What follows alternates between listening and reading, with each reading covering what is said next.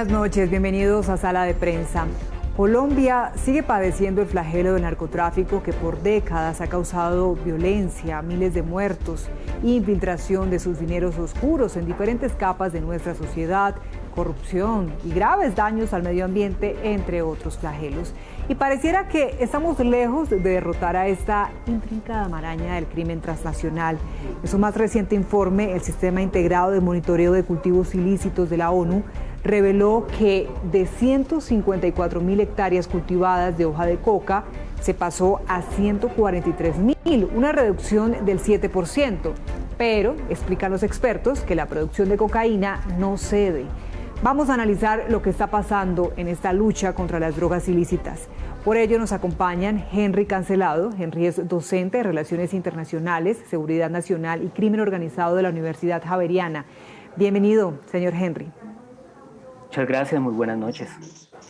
Y también está con nosotros Daniel Rico, él es director de C-Análisis, experto en criminología aplicada. Buenas noches, señor Henry. Señor Daniel. Daniel. Sí, señor. Hola, Diana, buenas noches, un gusto estar aquí. Daniela. Un saludo para ti, para Henry y para toda la audiencia de Caracol. Muy bien, a ustedes gracias por acompañarnos. Comencemos entonces conociendo la opinión de esta reducción del 7% en las hectáreas sembradas de coca. ¿Es suficiente? Comienzo con usted, señor Daniel. No, pero realmente no hay ninguna reducción, no hay nada que celebrar. Eso es como un equipo de fútbol, como si Colombia estuviera celebrando porque cobró más tiros de esquina que Argentina. Aquí lo que importa son los goles y la producción final de cocaína. Y creo que es un poco perverso que el gobierno esté mostrando, como lo señaló el presidente el día de ayer, que son como un éxito y como un resultado trascendental, cuando realmente el resultado que importa es que es un crecimiento en la producción de toneladas de cocaína, que se suma al crecimiento de la producción de toneladas de cocaína del año anterior y del año anterior. Es decir, en los últimos 3 años hemos visto cada año un incremento y cifras históricas. Estamos en este momento, y es importante, Diana, que la audiencia lo sepa, es el año 2020 fue el año de mayor producción en la historia de Colombia de cocaína. Ni siquiera en la época de los carteles de Pablo Escobar, ni nada de eso, ni de las FARC, ni del Caguán, tuvimos tanta producción de cocaína como fue el año 2020. Entonces aquí no hay que distraerse porque las hectáreas subieron un 7%, sino que hay que concentrarse en lo realmente importante. Bien, ya vamos a profundizar en eso. Quiero conocer entonces la opinión del profesor Daniel. ¿Qué representa para usted ese porcentaje, señor Henry? Vale, no, totalmente de acuerdo con lo que está señalando Daniel.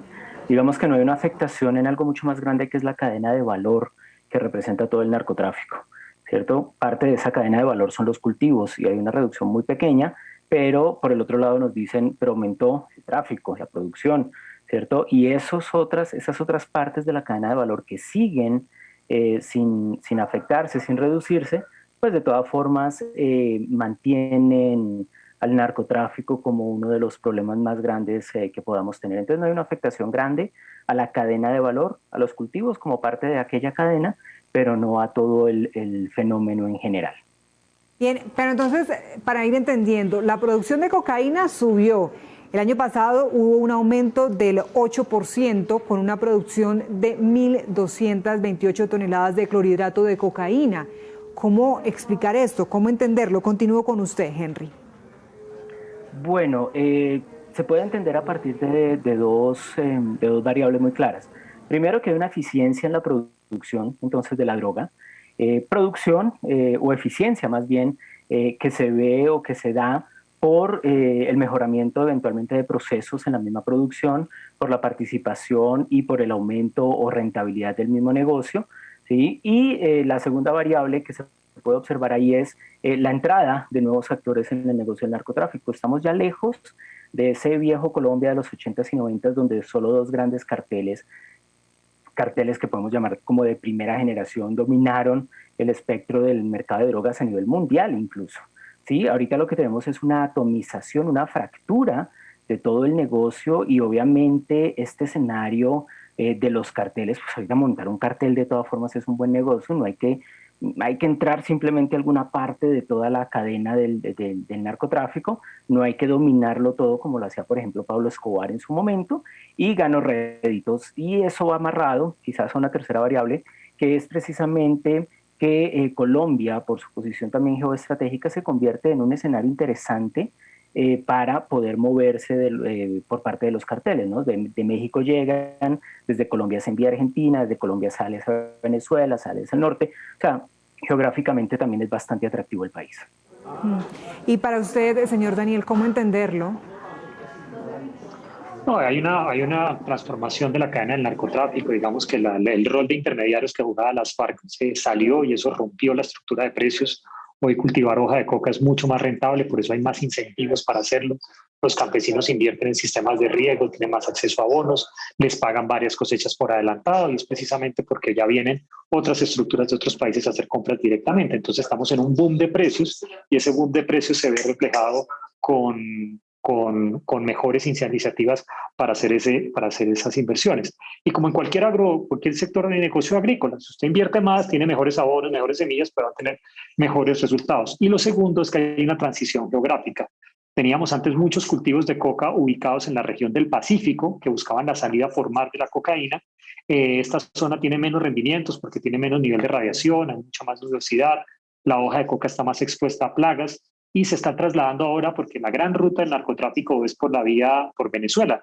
Entonces los cautivos se están moviendo hacia la región del Catatumbo, se están moviendo a la zona de frontera con Venezuela porque la droga ahora ya no se va en barco desde el Pacífico, desde Tumaco, desde Buenaventura, sino que la coca se está yendo en avión en primera clase desde Venezuela y por eso los cultivos se están moviendo hacia allá donde obtienen un mayor rendimiento y necesitan una menor área de cultivo para generar mucha más producción de droga. Esto es lo que nos debe replantear en el fondo, es que hay otros factores que no son observables y solamente estamos viendo uno, y es la ubicación geográfica, pero hay cosas de semillas, de mejoramiento, etcétera, etcétera, que todavía no han sido cuantificados. Con esto quiero decir, Daniela, y es que estamos viendo una medición, una mejora en la productividad por hectárea, pero hay otros factores que no han sido medidos. Si hiciéramos una actualización del trabajo de campo, encontraríamos que posiblemente se está produciendo más coca de la que se está generando hoy en el reporte que conocemos de Naciones Unidas. Pero yo quisiera hacer énfasis en ese punto que estaba tocando Daniel sobre la situación geográfica. El Cauca sigue siendo atractivo, no podemos decir que solamente sea por el Catatumbo, ¿no? O porque estamos viendo todo este problema de violencia, tanto conflicto que existe por esta zona, por el Valle, el Tumaco. De pronto la disminución o el interés será muy mínimo el porcentaje, ¿no? Daniel. Hay una transición importante. Si vemos la reducción, o sea, no significa que en Tumaco, en el Cauca, en Nariño se hayan acabado los cultivos, pero sí ha habido una reducción en los últimos años. Hay dos maneras de leer esto. Es que es por el resultado de la fuerza pública haciendo erradicación manual, o si uno hace un ejercicio econométrico de estadística un poco más riguroso, lo que se da cuenta es que los puntos de compra se están trasladando. No significa que se trasladen completamente todos, sino que hoy hay más compradores de hoja de coca en el Catatumbo, en Tibú, en Sardinata, en toda esta zona, y hay menos compradores en la zona de Tumaco. Entonces hay un interés para moverse allá y eso es parte de la explicación de este proceso. Pero no quiere decir, y en eso estoy de acuerdo, Daniela, no quiere decir que en el Cauca o con esas cosas hayan desaparecido las economías criminales, no, simplemente que hay otras zonas donde está creciendo todavía a un ritmo mucho mayor. Bien. Ahora quisiera saber en cuanto a la estrategia antidrogas, ¿qué piensan ustedes? ¿Hay más aciertos que fallas, Henry? Pues yo siempre he pensado que las estrategias antidrogas siempre serán insuficientes, no solo en Colombia, en todas las partes del mundo. Incluso ya hay líderes y exlíderes que han dicho que la guerra contra las drogas fracasó a nivel internacional. Y fracasa precisamente ni siquiera es por la misma estrategia, es porque la rentabilidad misma del negocio incentiva al negocio en sí. Entonces tenemos la variable del incentivo económico y para poder mantener precisamente ese negocio en la ilegalidad, entramos a la variable de corrupción. Por eso pareciera que de todas formas el mundo es mucho más corrupto hoy también, ¿no? Porque las mafias necesitan de la corrupción para poder cohabitar en un sistema social. Y esa cohabitación es la que les permite precisamente seguir funcionando en una cohabitación. Algunas se hacen muy violentas, como las de México, pero hay otras que permanecen, ¿cierto? En sus países sin problema cohabitan. Estamos hablando de mafias rusas, mafias en Oriente, etcétera. O sea, casi que todos los países tienen sus grupos mafiosos, porque es que el negocio a nivel global da para todo el mundo, porque los niveles de rentabilidad son absurdamente altos. Entonces no hay estrategia que sea suficiente.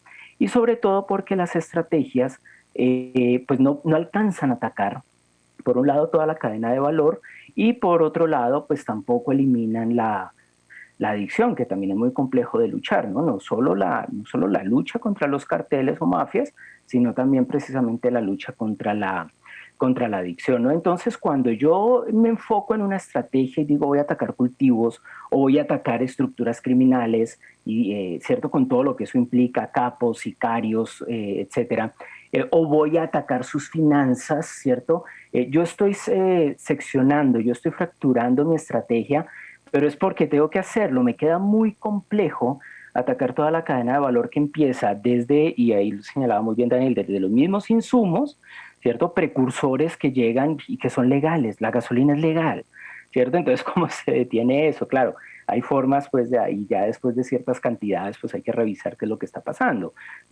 Hasta precisamente el proceso de lavado de activos, pasando por la producción, comercialización, venta, etcétera, y toda la ingeniería inversa que implica pues todo el lavado de activos para que se entre eso de nuevo a la economía.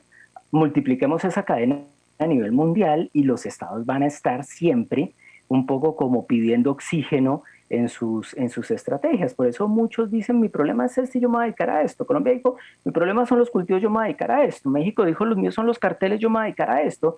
Y Estados Unidos dijo, lo mío es el lavado, yo me voy a dedicar a esto. ¿Sí? Pero cuando ya sumamos todo eso, tenemos un gran fenómeno donde ninguno de los tres países eventualmente pueda hacerle frente de una manera exitosa, y no conozco un solo país que en este momento pueda dar un parte exitoso en esta lucha global.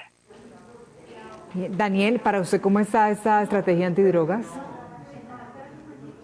Pues Daniela, tenemos un problema de fondo que es un problema estratégico, y es que estamos utilizando a nuestros mejores hombres de la policía, del ejército, para combatir el eslabón menos rentable y menos importante de la cadena del narcotráfico. Tenemos unos 3.000 policías arrancando matas, tenemos más de, según los años, 200 o 400 pelotones del ejército, cuando realmente esta gente está siendo sacada de zonas donde estaba haciendo control territorial, donde estaba combatiendo el ingreso a insumos y precursores, donde estaba controlando puntos de acceso de precursores y eso. Y qué mejor noticia para un narcotraficante decirle, vamos a ir a arrancar la mata y no vamos a atacar la infraestructura, el comercio, el lavado y todos estos eslabones de la cadena. Y entonces aquí realmente lo que debemos replantear es el Estado, el gobierno, el presidente de la República se ha puesto una meta de erradicar manualmente 130.000 hectáreas, que la ha cumplido 2 años. Ustedes en Caracol han mostrado varios reportajes cuestionando esa cifra, pero independientemente si lo cumplió o no lo cumplió, lo que muestra es que no pasa nada, así se cumpla la meta. O sea, la meta estaba mal definida, la estrategia estaba mal definida.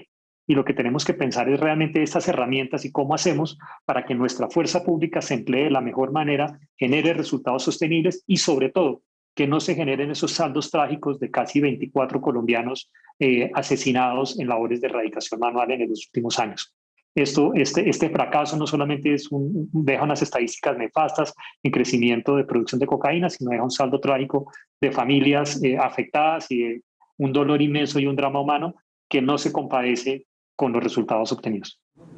Pensando justamente en esa estrategia antidrogas, ¿qué piensan ustedes de la fumigación aérea de cultivos ilícitos? ¿Funcionaría? Henry.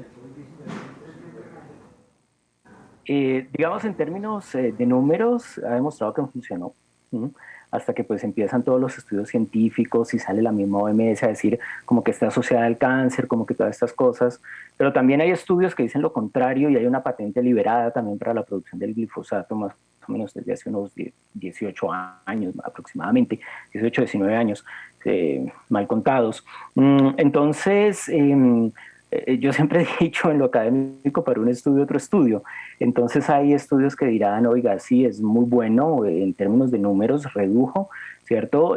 Otros dirán, es bueno, pero los daños colaterales son bastante grandes a la fuente de agua, a la salud humana, a los polinizadores, que ahorita es una crisis ambiental terrible, ¿cierto? El tema, pues, por ejemplo, de las abejas puede sonar un poco nimio, ¿cierto? Pero pues es una cosa importantísima en los ecosistemas a nivel global, incluso para la vida humana, ¿sí? Y pues estos herbicidas, pues los acaban, ¿no? Y eso es lo que también alegan algunos sectores, ¿no? Frente a la eficiencia de otros sectores. Entonces, si analizamos la fumigación en términos de números, es eficiente, ¿sí?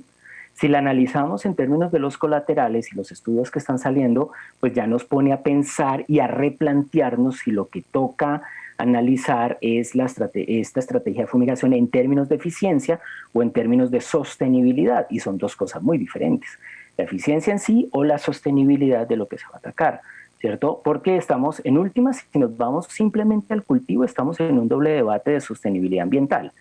La invasión de los cultivos, ya eso destruye ecosistemas, pero también eventualmente, entonces, si lo que nos dicen los estudios, cuando se ataca con glifosato, entonces también se está atacando a los mismos ecosistemas, ¿no? Un ecosistema invasor atacado por otro, por una sustancia química que también puede afectar fuentes de agua, vida humana, etcétera, y animal. Entonces, pues ahí es donde toca llegar a pensar, ojo, la estrategia frente a los cultivos. Ya queda claro que esto es una gran cadena de valor y los cultivos es una partecita. Esa parte de los cultivos tocaría pensarla muy bien si la queremos ver, analizar en términos de eficiencia contra los cultivos o en términos de sostenibilidad para la reconstrucción precisamente de los ecosistemas afectados por el cultivo inicial. Entonces yo pensaría que en ese debate todavía, a nivel de estudios, mundo académico, patentes, interés económico, etcétera, estamos como en una especie de tablas. Obviamente va ganando pues, la postura que dice el glifosato es muy eficiente, ¿cierto? Y otros pues tratan de mantener la idea de, oiga, pilas porque usted puede hacer más daño de lo que está solucionando. Y la primera postura prima, ¿por qué? Pues porque se ha demostrado que en algún momento funcionó. Bien, vamos a la causa, también a una de las causas. Para usted, Daniel, ¿quién es quién hoy en el manejo del narcotráfico en Colombia? Daniela. Perdón. Daniel, confirmo conexión con Perdón, Daniel. qué pena. Daniel, ¿te respondo la pregunta del glifosato? ¿Te respondo esta vez? Yo estoy... Si quieren agregar algo al anterior, claro que sí. Sí, muy breve, muy breve. Entonces, la pregunta es, la aspersión aérea es una herramienta, no es una estrategia, no es una estrategia en sí misma. Y podemos tener buenas estrategias con o sin aspersión aérea, y eso tiene un costo social, económico, muchos factores ambientales que toca ponderarlo. El problema es que se está presentando la aspersión aérea como si fuera la estrategia, y realmente con solo aspersión no se va a lograr ningún tipo de transformación. Yo creo que el gobierno por lo menos no ha vuelto a hablar de materia de aspersión aérea. Creo que por costos, creo que por la coyuntura en la que vive el país no vamos a ver aspersión aérea en el cierre de este gobierno. Y lo que sí se perdió fue mucho tiempo en no contar con una estrategia. Quiero resaltar, la única solución posible al tema de cultivos ilícitos en Colombia son las soluciones integrales, que combinan una capacidad de fuerza con una capacidad de trabajo con las comunidades, de desarrollo rural, de integración de políticas públicas. Pero traer solo el glifosato no lo trae, entonces, no trae ninguna solución. Entonces, en ese sentido, creo que debemos ver es si esto aporta, y si no hay una estrategia, no importa si usted trae la aspersión, la erradicación o cualquier cosa, y esa es la ausencia. Este gobierno definió algo que se llamaba las zonas futuro, que en el papel o en el PowerPoint era una estrategia integral muy buena para estas regiones. El problema es que nunca lo implementó. Esto se quedó ahí sin recursos, sin dolientes, sin una capacidad local, y en últimas termina la fuerza pública sola en los espacios combatiendo roles que no son de ellos porque están haciendo presencia institucional. Bien, así las cosas, les decía, pasemos también a otro de los temas de raíz, y es quién está liderando, quién es quién hoy en el narcotráfico en el país. Continúo contigo, Daniel. Lo que hemos visto es una fragmentación de estos procesos. Yo recuerdo la primera vez que yo viajé a Tumaco en el año 2005, habían 2 actores criminales que se disputaban Tumaco. La última vez que estuve en Tumaco antes de la pandemia ya se hablaba de 17 estructuras distintas que estaban en la cadena y en el rol del narcotráfico. Esto depende de muchos en qué región estamos hablando. El ELN tiene una participación muy fuerte en lo que está pasando en el Catatumbo. El EPL tiene una participación más fuerte también en el Catatumbo y otras regiones. Entonces, digamos que el mapa, esto se ha fragmentado y tenemos muchos territorios, muchos operadores y muchos actores que, dicho sea de paso, cooperan e interactúan entre sí. Es decir, esto no es una cadena en que haya un solo actor que controle desde la hoja de coca hasta la venta en las calles de Nueva York de la cocaína, sino son muchos eslabones y cada uno de estos va aportando en este proceso. Entonces, aquí realmente es una fragmentación, hay cárteles muy pequeños de muy pocas personas con poco uso de la violencia que se ensamblan en una línea, por ejemplo, en lo que tiene que ver con contrabando. Es algo que casi no se debate, pero casi todas esas estructuras de narcotráfico también son estructuras de contrabando. que no son estructuras violentas, que tienen un perfil completamente distinto, que tienen sus recursos manejados por estructuras de lavado de activos bien sofisticadas, que no es la estructura tradicional de una guerrilla, de las FARC o de los paramilitares moviendo toneladas de cocaína. Entonces, esto es un poco de los desafíos que tiene el Estado, y es que en cada región requiere un tratamiento distinto, y cada estructura criminal requiere un tratamiento cada vez más cercano a la inteligencia y menos en la línea operativa de un bombardeo o de erradicación manual para poder afectarlas. Bien, Daniel, entiendo que tiene un compromiso y debe abandonarnos. Le agradecemos mucho su disposición y, por supuesto, este análisis tan interesante y tan necesario que nos ha hecho aquí en Sala de Prensa, Daniel. Le mandamos un abrazo. Daniela, muchas gracias por la invitación. Un saludo para todo el equipo de Caracol, y espero que en un año, cuando vuelvan a salir las cifras del siguiente año, podamos tener un parte satisfactorio y decir que se aprendió algo, que hay lecciones aprendidas, que se mejoró y que vamos en la ruta correcta para resolver el problema, y no que simplemente el problema sigue creciendo mientras se celebran triunfos pírricos que no tienen nada que ver con la reducción de hectáreas. Muchas gracias. Sí, señor, que sea un porcentaje representativo, que sean mejores noticias. Muchas gracias. Continúo hablando contigo, Henry. Estábamos hablando justamente de quién es quién en este momento, quién tiene el control. Hace años se hablaba del cartel de Cali, del cartel de Medellín, del cartel de Valle. ¿Quién lidera este negocio criminal hoy en el país para usted? Bueno, comparto también un poco la visión, porque es que hemos tenido 3 momentos en el tema, ya si entramos a hablar directamente de estructuras criminales. El momento de los grandes carteles, Medellín-Cali, años 80, años 90, cuando entre el 94 y el 95 pues estas estructuras digamos como que colapsan y son eliminadas en toda esta gran guerra contra el narcotráfico que muchos colombianos pues recordamos, aparecen entonces también autodefensas y guerrillas tratando de controlar lo que dejaron estos viejos carteles. De ahí la intensificación de la guerra que se dio en Colombia tan fuerte entre más o menos año 96 y más o menos año 2006-2007, fueron aproximadamente unos 10 años de lucha muy fuerte en la guerra de Colombia, a pesar de que veníamos desde el año 64, digamos, con estos problemas de insurgencia, ¿no? Y después digamos, el acuerdo de paz de 2016, vamos a tener un tercer momento, ¿sí? En 2006 salen las autodefensas un poco de la ecuación, las FARC mantiene, digamos, un control en todo este negocio también, ya en algún momento eso salió a los medios, por supuesto, y ya para 2016, entonces vamos a tener que cuando las FARC abandonan el campo y la lucha armada, entonces tenemos una diáspora, lo que se puede llamar una diáspora criminal, porque es que el negocio no termina con la estructura. El negocio se mantiene, los precios internacionales se mantienen, las rutas se mantienen, a eso se mueve un fenómeno, una externalidad que nos ha afectado ahí en ese punto, y es de todas formas el régimen venezolano que se convierte en un agujero negro de la ilegalidad, donde pues el narcotráfico también puede hacer un poco de las suyas. En ese momento también tuvimos en Surinam un régimen bastante cercano al narcotráfico, entonces se establecen nuevas rutas, ¿cierto? Entonces hay una diáspora que hace muy difícil establecer las cabezas. De todas formas, el mundo, y lo que voy a decir suena un poco extraño, el mundo del narcotráfico en los 90, en el 90, 91 era muy fácil. Aquí hay una cabeza, aquí hay otra cabeza, aquí hay un cartel, aquí hay otro cartel. Ahorita podemos ver que se coge a alguien del clan, a alguien del ELN, se coge al otro del EPL, se coge a uno de un grupo menor, ¿cierto? Pero se mantiene todo. Se mantiene todo porque esas figuras, por más que sean representativas en sus estructuras, no alcanzan a afectar la misma composición del negocio. Ahí es donde viene el problema. Podemos afectar las estructuras, pero no afectamos el negocio. Entonces, si a tu pregunta de quién manda en esto, ahorita no manda nadie. Sí, ahorita incluso hay alianzas, también lo señalaba ahorita en su última intervención, hay alianzas también entre ellos dependiendo de dónde estén y los intereses que tengan. Entonces ya no podemos un poco como hablar de no, si cogemos a se acaba.